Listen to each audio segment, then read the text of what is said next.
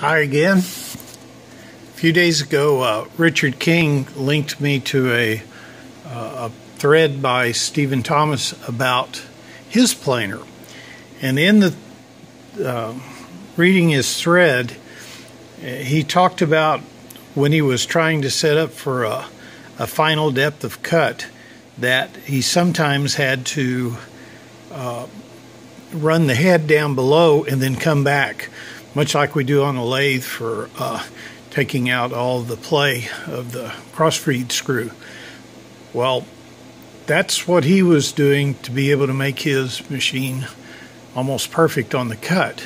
So I got the Wild Hair and came out here to see how sloppy the horizontal head was, and I found that it's got about 1/8 of an inch of play in it.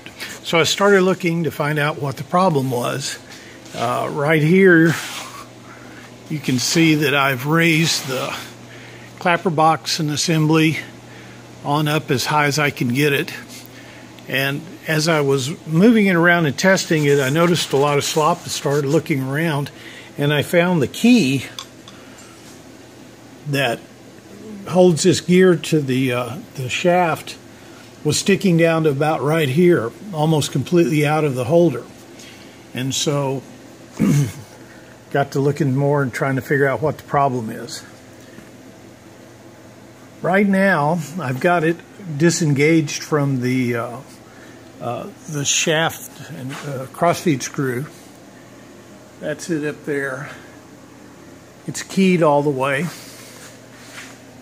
And basically, this is my problem. This section here has a key almost that long, but I don't know how that key is supposed to hold in and not come down like it did.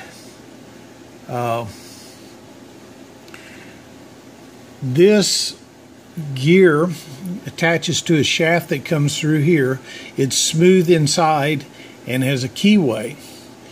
This is just attached by Allen screws, and so when this rotates also.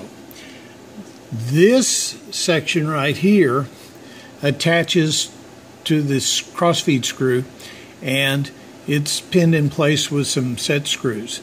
It's threaded. Right now I have the screw all the way up and out of here. To get the slop out, I'm going to have to make this tighter, which is pretty easy. But I'm afraid if I put the key right back in, it's going to fall out. So I started looking for ways that they had made the key stay in. And so far, the only thing I have found is a set screw that's located about right in here. This is the casting, and then this is part of the shaft collar that holds it in place. But inside there's actually a set screw. I don't know how to get to it. I'm hoping that on the other side of this casting there's a hole right here that set screw can be reached and adjusted. Right now I've got my bore scope in, and let's see if I can show you. If you look right up here, you see a round area. That elongation is the keyway, and then I think that's the bottom of a set screw. Like I said, I don't know how it works, and I'm thinking that I'm just going to have to take these 4 bolts off right here and lift this whole clapper box so I can get to the back of it. I can't see any other way around there. If anybody knows how that screw, how that keyway is supposed to be held. I looked at the keyway, the key, and the only thing I can come up with is if I were to grind a notch in that keyway so that Allen head screw could come in and sort of engage that notch to keep it falling out of the bottom. Anybody else has got any ideas? Let me know. Oh, I come up with another idea. I was wandering around the hardware store today, and all these holes for the table, all these holes are through holes.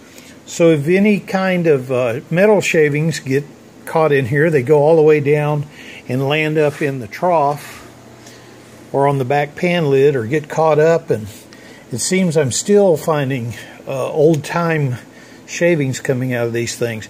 So while I was wandering around, I thought of maybe some furniture plugs that I could put in there. And when I'm not using the holes, I can just keep them plugged in like that. 33 cents at Lowe's. I think it's going to be a winner.